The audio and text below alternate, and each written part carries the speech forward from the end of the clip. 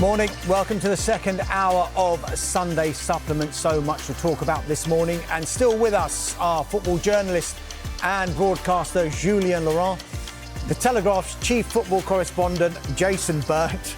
We had a bit of a joke about this before, I won't repeat it, and sports broadcaster and commentator Jackie Oatley. Let's head now to Arsenal.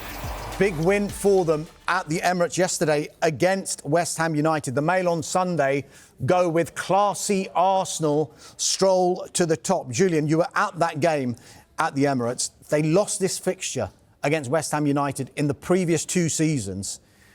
Highlights how big a win this one was, doesn't it? Yeah, massively. I think they were pretty much always in control, but also there was never a feeling that they would not win that game. If you see what I mean, they knew they could put pressure on Liverpool, who was playing obviously later at Chelsea in a tough game. So they had to perform, and I thought they performed really well. And again, they could have scored more goals. There was hardly nothing for West Ham really through the whole game. It was very exciting to see Mikel Arteta for once, because he's a very dogmatic, structured coach, to try something different in Eze and Odegaard playing together with just Rice as the lower player in the midfield three. Thought you were going to mention handbrake there for a minute. No handbrake for me. But I don't even think there was a handbrake against City, but that's just my opinion. But unfortunately, that didn't last long enough because Odegaard came off injured, unfortunately. But it would have been good to see how that dynamic would have gone in that game with Eze and Odegaard as the 2-10 plus the front three. So a very attacking team from Mikel Arteta. But after that, it was just they did the job pretty well. And again, I think for Bukayo Saka to score, for Declan Rice to score again, but a lot of the movement was very good. Timber was excellent again, Calafiori too. So it was a very good afternoon in the end. Are we seeing a different Arsenal, Jason, from a team that looks like it was going to be thereabouts to actually being there this time? Yeah, I think so. I think obviously Liverpool's recent stutter should obviously encourage them even more. At the start of the season, I wrote that I think it's going to be now or never for Arteta, and that's not criticising him. It's just saying, I think this is the season where he has to go and win that trophy. I know it's not exactly rocket science to say that, but it feels like it's been building and building. And last season will have hurt them in that obviously they had those two second-place finishes behind City, and City stumble and Liverpool overtake them. So that must hurt an awful lot. I think they had a really good window. Fantastic window. I think the squad has got so much depth to it now, and I think you see in how he's using that squad really well with the Champions League game midweek and then with yesterday. He seems a little bit more relaxed, because at times I think he can be not necessarily a hindrance to the team, but I think sometimes his behaviour can be a little bit too intense and a bit too much on the touchline. I think he seems a little bit more confident and relaxed that this is going in the right direction. And they've had a difficult start to the season, by the way. They didn't have some easy... Yeah, they had some difficult fixtures, and they've come through those fixtures well, and they're really well set up. And I really like the balance of the side. And the one thing about Gyökeres is I'm not sure he is the number 9 like a Haaland, but what I think he will do, and notwithstanding this, I think he will score the goals they didn't score last season. I think because the games that hurt them last season were games like West Ham. They weren't the games against the top sides. It was games like West Ham. I think and we saw that with Leeds when he scored the goals against Leeds. I think he will score in those games, and that might be the difference this season for them. Jackie, I want to pick up on something Jason said about Mikel Arteta looking more relaxed. I was at his news conference before the Olympiacos game, and it's something that resonated with me as well. I joked about handbrake with Julien, and previously that might have irked Mikel Arteta, but he took that with a smile, as he seems to be doing with a lot of the questions that are being posed to him. Is that kind of demeanour rubbing off on his players, do you think? Well, it has an impact, definitely. I mean, this is his 300th game. That's a lot of football matches, and it's such a huge club. Again, we're talking about huge football clubs here today, and we're talking about individual managers, and the weight of the world is on their shoulders. And I think, we've all covered Arsenal for many, many years, and there's always seemed to be one big narrative that's hindered them over the years, hasn't it? Whether it was towards the end of Arsene Wenger's time, or whether it was the lack of a striker last season. There's always been the one thing that they just needed to fix. And it just feels now as though those issues have been dealt with, whatever they were, and that all the different parts are there and being put in place. And the fact that Saka, if you can just keep him fit, but they have all the right players available to them. They've recruited really well. They've got a good manager who now looks comfortable in his own skin.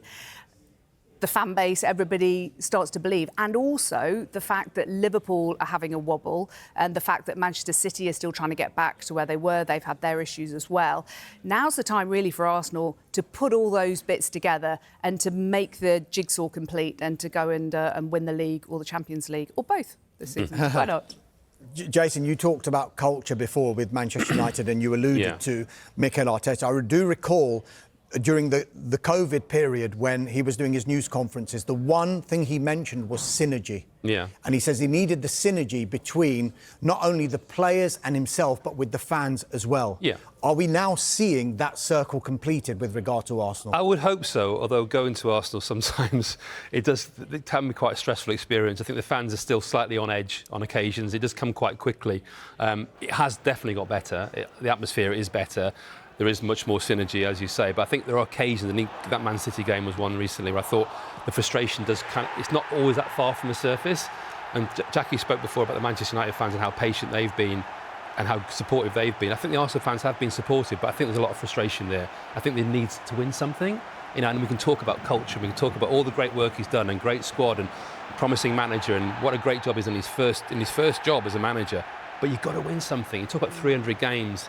He's the only one on that list who hasn't won anything, and that's not necessarily to criticise him, but there comes a time where you have to win, and he has to win a trophy. I really do think he has to win a trophy this season.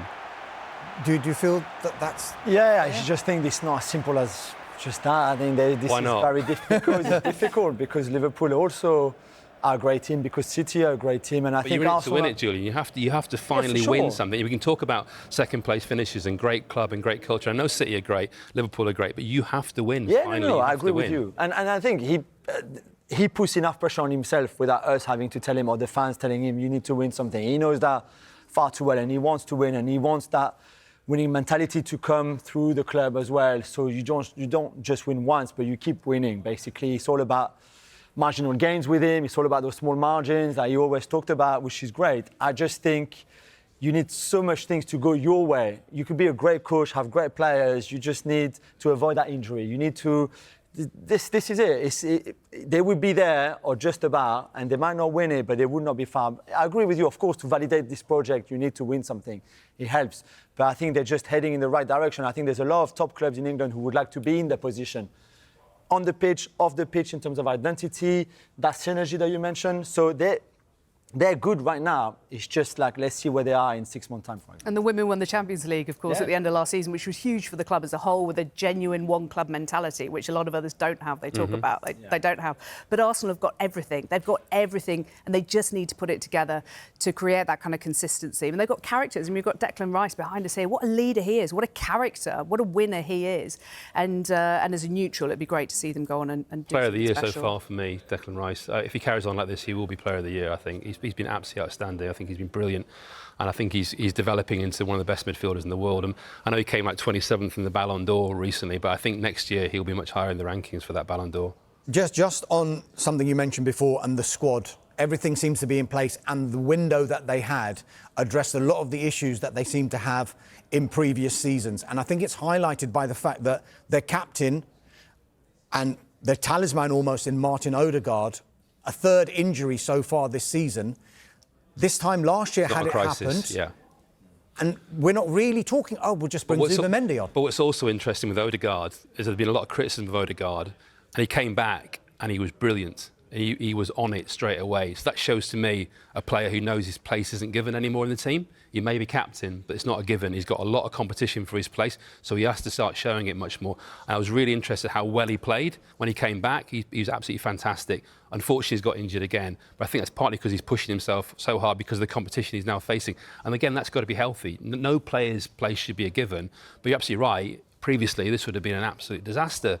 Martin Odegaard's injured. If Declan Rice gets injured now, it's terrible, but it's not a disaster. They have players there, very, very... Zubimendi, fantastic player, absolutely brilliant player. Didn't start yesterday, but, he could easily replace Declan Rice if he has to, or play alongside him. So he's got all those different options now. It really is in a strong position. It's the impact as well, that the subs bring. So Jason mentioned Zubimendi yesterday, who came on. It was not proper coaching for Arteta. It was just coming on for the injury of Odegaard. But the ball for Eze on the first goal that Rice scores comes from Zubimendi. The ball over the top for Timber for the penalty. That's Zubimendi as well. We saw the impact of subs against Newcastle or Manchester City in those two games. So this is it as well. You can have a big squad and not use it well. But when you have a big squad and use it well and your coaching is working and your subs have an impact, that's where you're winning. I mean, it is a squad game as well. I mean, like, people took the mickey a little bit out of Arteta when he talked about the starters and finishers, obviously taking that thing from Eddie Jones. But and we know he's in this WhatsApp group with all the different coaches. But he's right. Yeah. He's absolutely right. It is about starters and finishers, and players have to understand that. And even Gareth Southgate's talked about that as well with the England squad before. He said what they used to do was watch the demeanour of players on the bench to see how they behaved and what they were like when they came on and what they're like when they came off, because they've got to understand. Nowadays, a top player, he's not going to play 90 minutes every game. He just can't. It's impossible because of the intensity of the matches and also the need to change things. I think players have to accept they might just play 60, 70 minutes or even 20 minutes. But it's those 20 minutes, as we've seen a lot with Martinelli recently, has made a big difference. You mentioned before that no one is guaranteed their place and the squad depth is such that there is big competition.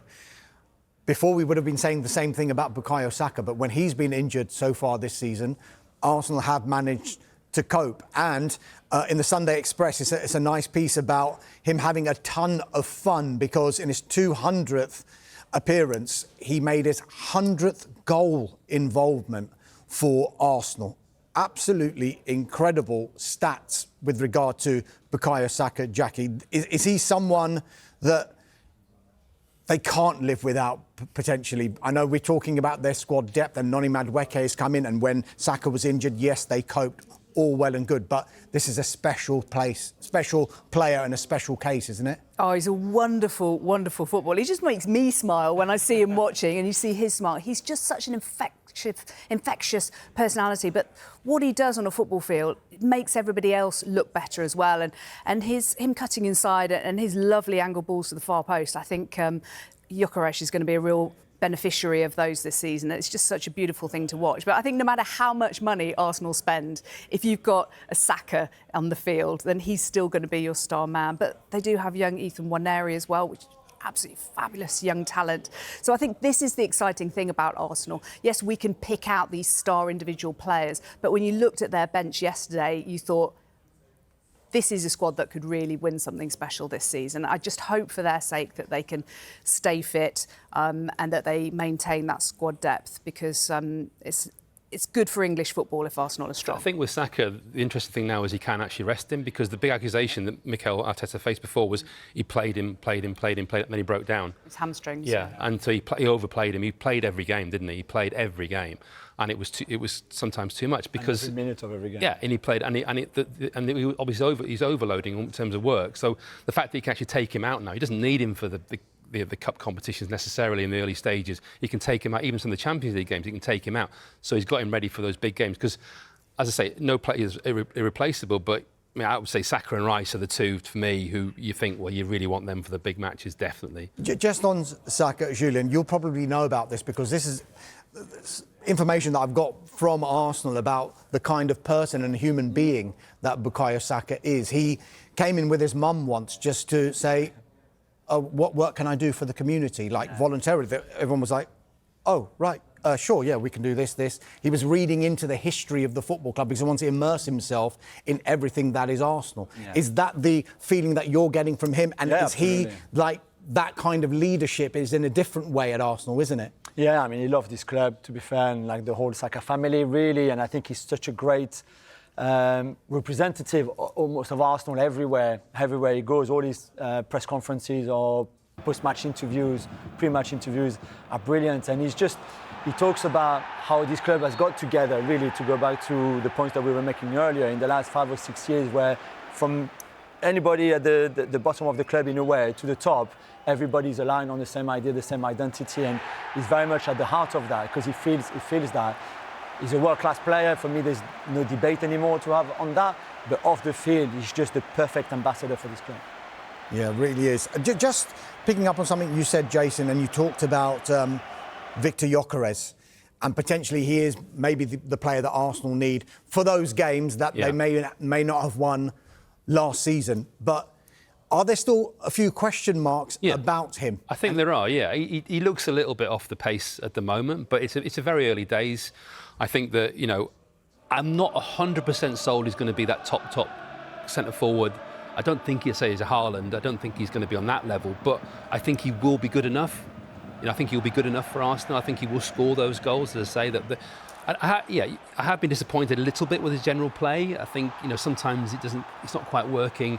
Maybe it doesn't look 100% up to the pace of the match. But I do think overall I understand the signing, and I think it's a signing that works in the here and now. But it's given them the ability. We're seeing some pictures of him now, and the runs he's making. Perhaps, Jackie, they weren't being made by some of the other Arsenal players in previous seasons.